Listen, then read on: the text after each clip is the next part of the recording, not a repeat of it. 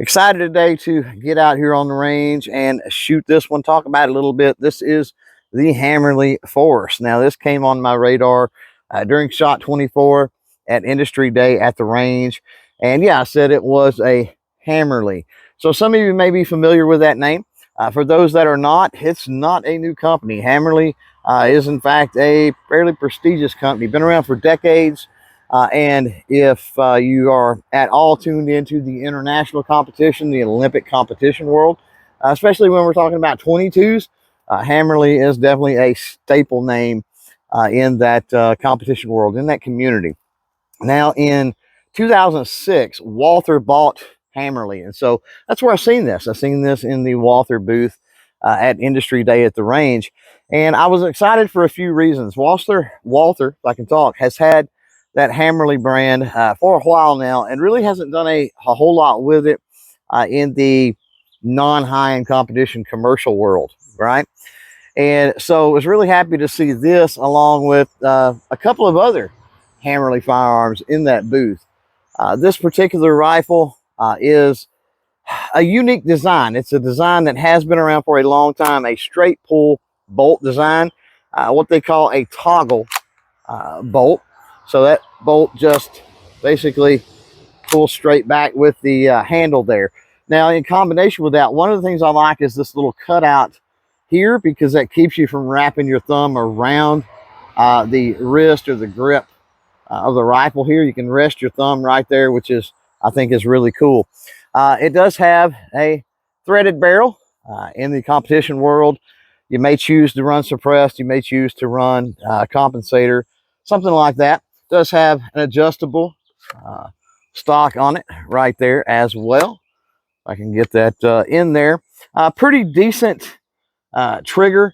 Kind of reminds me of a few other triggers on the market where it has the little, I think they call that the dingus or something, that comes out on the trigger. It does have the M-lock rails on the front. Now, this is available in 22 long rifle, but I think soon enough it will be available in 22 mag as well.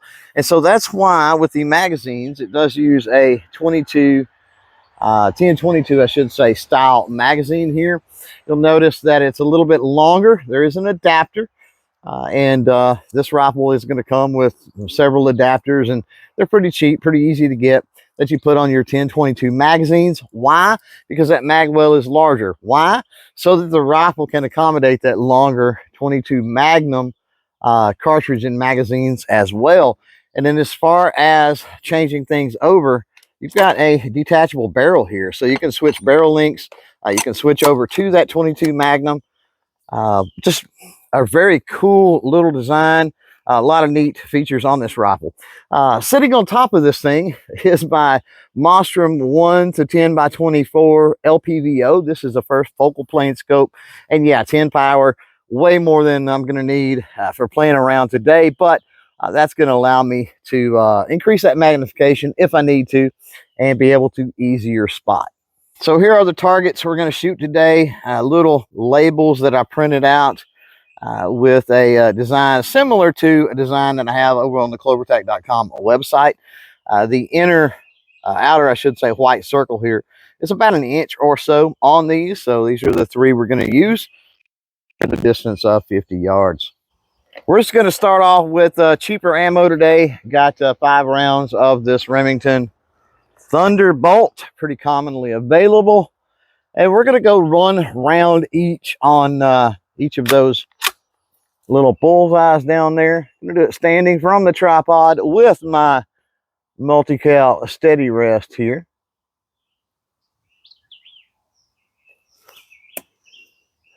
Safety off, here we go.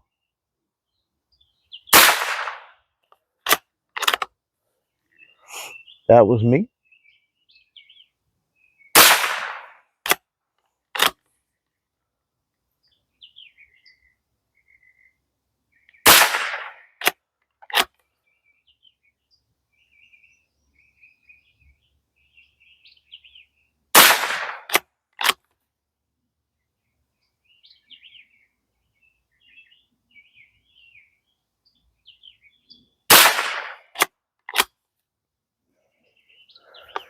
So downrange, we're taking a look at this target we just shot. We've got 3 down here inside the 1 inch. Those first 2 a little bit outside.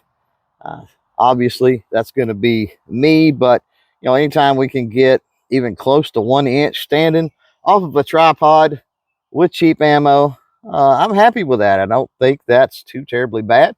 Now what I want to do is a little comparison between that Remington Thunderbolt ammo and some match grade ammo.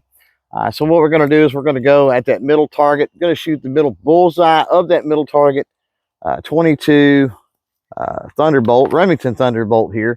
And we're going to go 5 rounds at that center bullseye and see what kind of group size we can get. Here we go.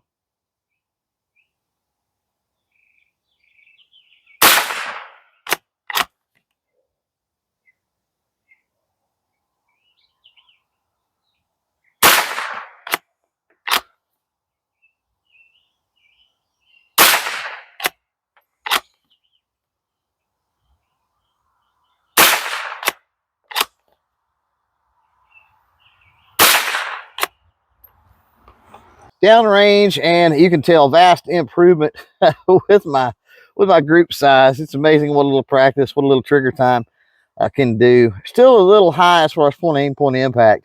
Still a little high right. Maybe need a little, you know, adjust the scope a little bit on that. It could be the case, of course. But 5 rounds right there. Remember, this white outer ring is 1 inch, and we're at 50 yards, so not bad. Now we're going to move on. I don't know how much better the match ammo is going to do. That's a pretty banging group. And I think human error is going to negate any difference that we probably are going to see with that match ammo. All right, this is where the rubber is going to meet the road a little bit. My favorite match ammo, Eley black box here. And man, like I said with that Thunderbolt and that last target, I just don't know how much better this match ammo is going to do.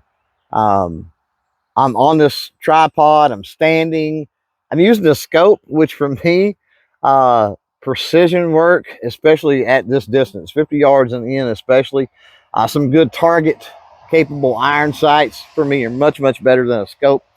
But we're going to see. We need to keep in mind too that this scope, this optic was moderately dialed in for the Thunderbolt, but with match ammo, we've got a lot lower velocity. So the point of aim, point of impact is going to be potentially goofy. So again, we're looking at group size, not necessarily punching the center out of that bullseye, although it could happen. Here we go.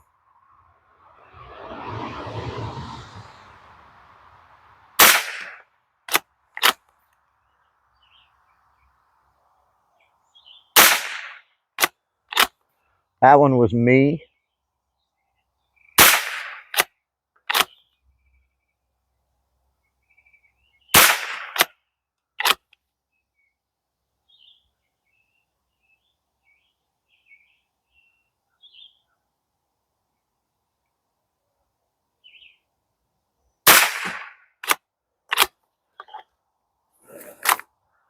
All right, interesting result here, I think, with the Eley, the match ammo. Despite human error, we eliminate that human error, or at least deduct that one. I think we did better. This was the Remington Thunderbolt right here, all well under an inch, which is awesome. But check this out. Virtually 1 hole right here with the Eley black box, and the one that I said, hey, that was me, was right here. So I think if you compare those 2 groups, match group over here, match ammo, definitely a little bit better. So those results, that showing with the little Hammerli Force rifle here, pretty doggone impressive, I would say. The features on this thing are very cool. The name alone on the side of this thing is amazing. Not many people have the opportunity to own a Hammerli. And so to see Walther using, again, taking that brand and utilizing it in a way with firearms that are more affordable and more, I guess, conducive to everyday use, like this out here, just having some range fun.